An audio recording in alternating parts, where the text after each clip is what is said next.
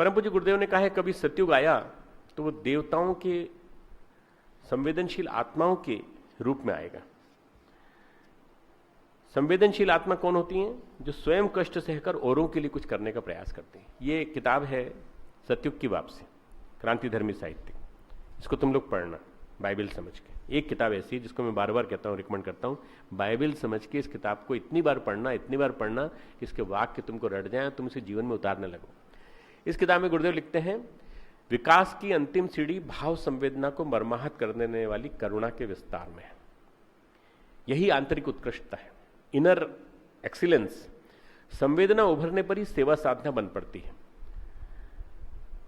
देने वालों की प्रकृतियों का जहां बाहुल्य होता है वहां उसे स्वर्ग कहते हैं। तुम लोगों ने कहा ना कि हम स्वर्ग में रह रहे हैं, यहां पे से लगा। स्वर्ग का मतलब क्या हुआ? जहां देने वाले की आत्माएं ज्यादा होती हैं, संगठित समन्वित, वहां पर होता है। इसे सतयुग का सामयिक संस्करण कहा जाए तो कोई अतियुक्ति नहीं होगी। ये किताब गजब की किताब है। ये किताब जो है, जब गुरुदेव ने लिखी थी तो हम लोग उनके सामने बैठे थे और गुरुदेव ने जब कहा तो उसका पढ़ा, गुरुदेव के सामने ही पढ़ा हमने पूरी किताब को, और उसके बाद इस किताब का संपादन किया था जो गुरुदेव ने जैसा कहा था, तब ये छपी थी। और इसके बाद से कम कई इसके संस्करण छप चुके हैं।